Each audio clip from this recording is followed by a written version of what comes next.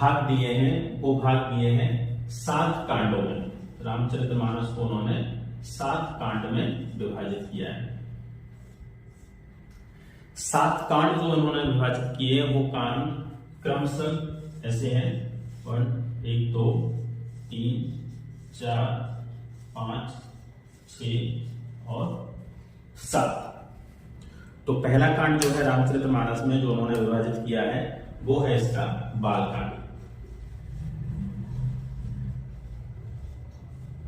बाल कांड जिसमें श्री राम भगवान जी के बाल स्वरूप का वर्णन किया है। बालपन में उन्होंने क्या क्या लीला की थी वो उन्होंने बताया हुआ है और उसके बारे में लिखा हुआ है।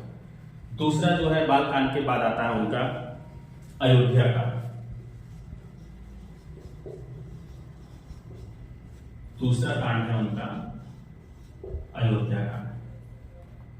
अयोध्या कांड में महाराज तुलसीदास जी ने जो अयोध्या में बुरे बुरे दिन आए वो उन्होंने सब लिखा हुआ है। अयोध्या कांड में क्या क्या हुआ था, उनको वनवास हुआ था, कैकेयी माता के बारे में लिखा है, दशरथ जी का स्वर्गवास हुआ था इत्यादि बिंदु में उन्होंने उसमें कवर किया है। तीसरा पॉइंट है उनका अरण्य कांड।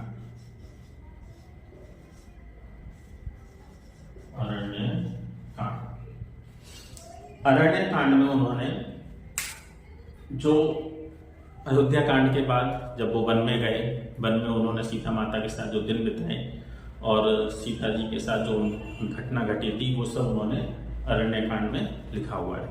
इसके बाद है आपका किष्किंधा कांड। किष्किंधा कांड। किष्किंधा कांड में जो किष्किंधा के राजा बाली सुग्रीव उनके भ्राता थे, उनसे उन्होंने कैसे भेंट की और बाली जी का वध कैसे किया इत्यादि बिंदु उन्होंने इस किष्किंधा कांड में दर्शाया हुआ है। उसके बाद जो आता है किष्किंधा की जगह हम यहाँ पे ढाल लेंगे किष्किंधा। किष्किंधा के बाद जो आता है हमारा वो आता है सुंदरकांड।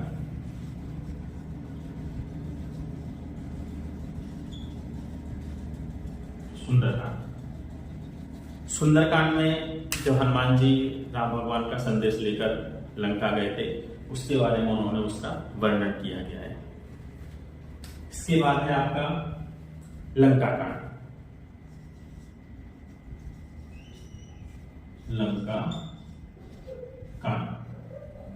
लंका कांड या इसको हम लोग युद्ध कांड भी कह सकते हैं, कहीं कहीं जगह पे इसको युद्ध कांड भी कहते हैं, क्योंकि यहाँ पे जो युद्ध हुआ था लंका में श्री राम जी और रावण के बीच में, तो उसका वर्णन पूरा इस लंका कांड में किया है।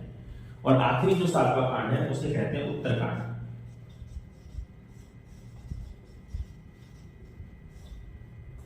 उत्तरकांड। उत्तरकांड में जब लंका पे विजय प्राप्ति हुई तो उसके बाद सीता माता जी जो आई, अग्नि परीक्षा हुई, अग्नि परीक्षा के बाद फिर उन्होंने अयोध्या में गए। अयोध्या में जो जो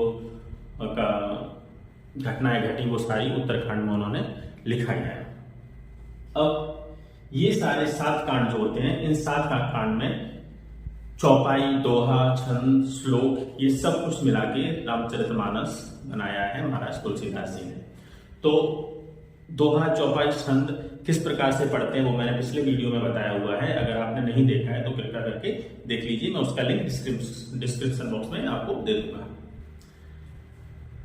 अब आज मैं आपको बताना चाहता हूं कि रामचरितमानस में जो सोरठा, दोहा, छंद, चौपाई जो है उनकी संख्याएं कितनी है।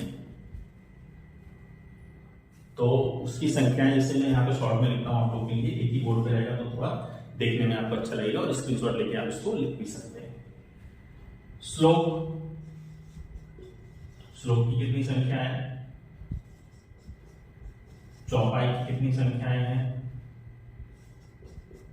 दोहा, सोरठा और छंद, इन सब की कितनी संख्याएं हैं मैं आपको ये बताना चाहता हूं। पहले तो मैं आपको बता दूं टोटल जो पद हैं रामचरितमानस में, पद ये कितने हैं ये हमारे टोटल पद जो है 10,902 टोटल पद है, सब कुछ मिला के। अब इनमें श्लोक, चौपाई, दोहा, सोरठा, छंद इत्यादि हैं, उनके बारे में बताता हूं कि जो चौपाई है, चौपाई जो इसमें हमारी 9,388 चौपाई है कुल मिलाकर। श्लोक इसमें जो है वो 47 है, 47। दोहा है हमारा 1,172। सोरठा जो है 87 और छंद की संख्या यहां पे 208 है। ये छोटा सा मैंने अपनी तरफ से रामचरितमानस के बारे में परिचय दिया हुआ है। आज की वीडियो में इतना ही। आप सबका धन्यवाद। अगर अच्छा लगे तो अपना ढेर सारा प्यार मुझे दीजिए। धन्यवाद। जय श्री राम।